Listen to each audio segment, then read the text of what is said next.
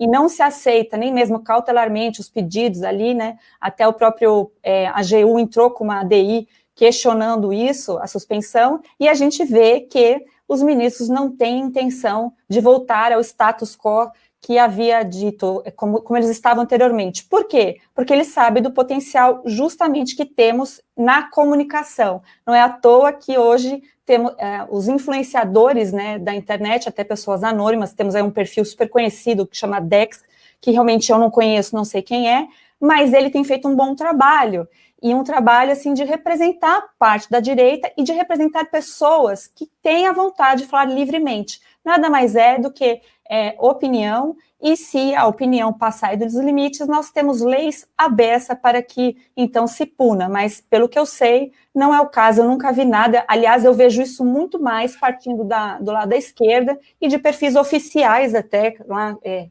que tem o selinho do Twitter, verificados, que cometem coisas absurdas, sim, isso existe, isso é real.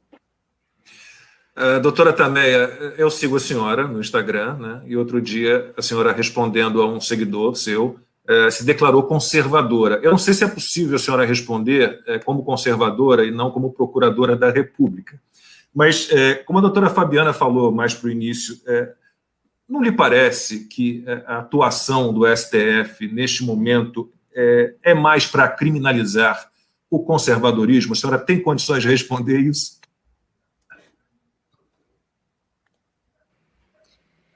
Então, fica difícil, de fato, para mim emitir sua opinião sobre isso, né? Eu prefiro me ater a questões mais técnicas e jurídicas, né? Mas é claro que o que nós estamos vendo, que todos esses, né, eles têm uma conservadora, então tem essa comunhão de pensamento entre eles, né? E eu acho que, assim, somente pessoas conservadoras que praticam supostos crimes de ódio, né, ou de divulgação de informações falsas, eu acho que não é isso que a gente testemunha nas redes sociais, né? Nós já vimos várias pessoas perpetrando ofensas à morte, a meus colegas da Lava Jato, até o juiz Moro, até o presidente, até recentemente um próprio jornalista de um grande veículo quis a morte do presidente, né? E que eu saiba, essa pessoa não foi incluída no inquérito, né?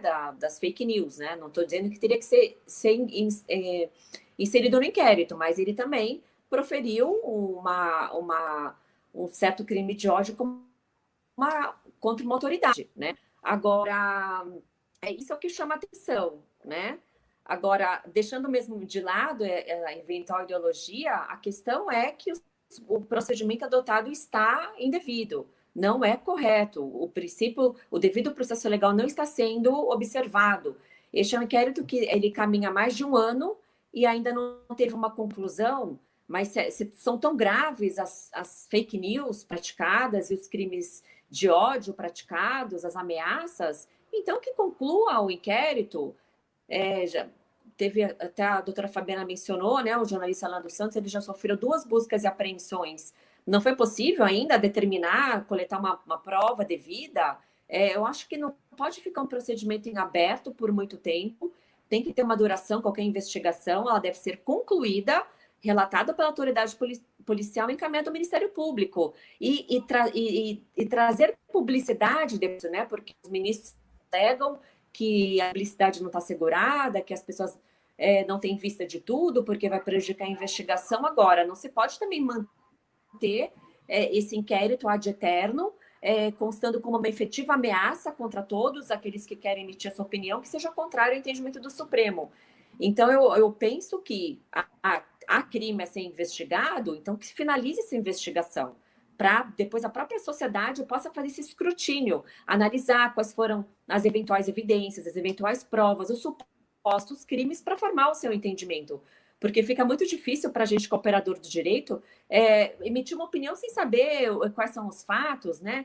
Quais são essas ameaças a familiares. Fica muito genérico e dá a ter uma percepção que seria uma ameaça iminente, né? Olha, o inquérito ainda está aqui em andamento. Se você falar algo que desagrade a autoridade A ou B, você poderá ser incluído neste inquérito. E acho que o direito não pode ser usado para isso, né? O direito e a justiça é para apaziguar os conflitos, é trazer a paz social e segurança jurídica, e não uma insegurança jurídica e que causa uma insatisfação na população que se sente tolhida em sua liberdade de expressão. E a gente percebe assim, o cuidado que a senhora tem quando se pronuncia, né? A escolha das palavras, né? Vai pelo caminho jurídico, se resguarda, mas, doutora Fabiana, a gente não vê o mesmo comportamento entre os nossos ministros do STF, né?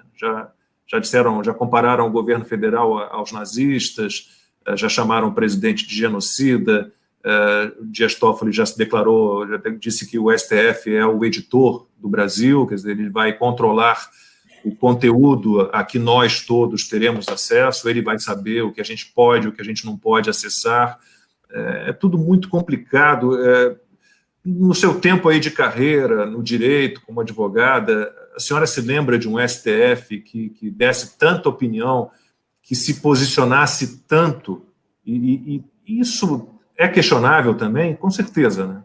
Olha, Lacombe, você acabou me dando a oportunidade que eu até gostaria de me colocar dessa forma aqui. É muito importante isso, porque não realmente é nada contra a instituição Supremo Tribunal Federal, porque nós precisamos de um Supremo, né? Isso faz parte da organização ali que existe na nossa justiça, mas essa é a minha opinião, e a opinião eu posso dar, ainda combato isso, porque nós temos que ser livres para nos expressarmos. Então, com a minha liberdade de cidadã, que eu ouso dizer que essa, sim, é a pior composição que nós tivemos no Supremo Tribunal Federal nos últimos tempos. Foi formada aí por governos que a gente já sabe, né?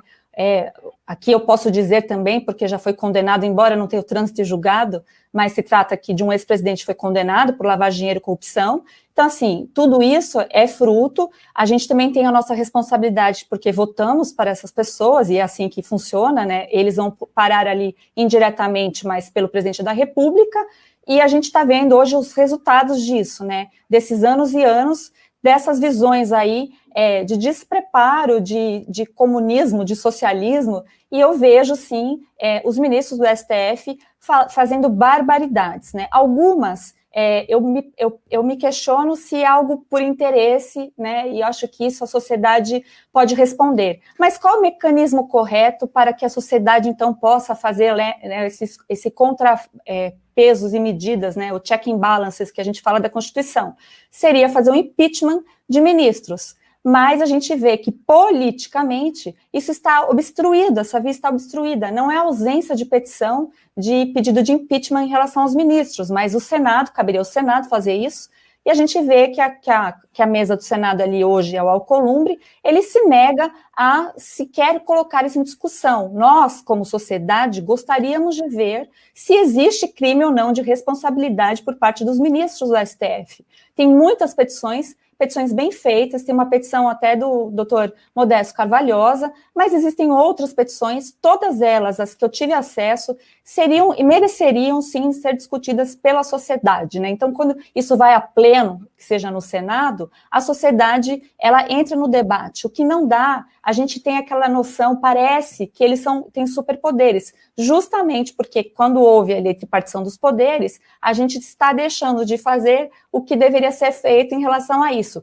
Precisa ter esse controle. E eu vejo aí que tem agora a nova lei de abuso de autoridade, eu também acho que a conduta de alguns ministros, em casos específicos, eu estou falando de condutas, né, se enquadrariam sim em crimes de abuso de autoridade. Então, tudo isso só vai ser averiguado por essa via se for através de impeachment. E aí a gente viu que até a tentativa do AGU, por enquanto, está sendo ignorada pelos ministros do STF. O que nós vemos como sociedade, aqui eu me coloco não apenas como sociedade aqui, membro da direita ou do conservadorismo, toda a sociedade perde quando não existe o debate justo. E hoje a sociedade, ela clama por um debate justo para averiguar se os ministros do STF cometeram ou não crime de responsabilidade e crime de abuso de poder. Doutora Tameia, não sei se a senhora se sente confortável em falar um pouco do comportamento dos juízes do STF, dos juízes de um modo geral, de todas as instâncias. Um juiz virar um analista político, um juiz, seja de que instância ele for, dar opinião sobre tudo, isso é normal, isso é aceitável, ou dentro do mundo jurídico isso é condenável? Ou no nosso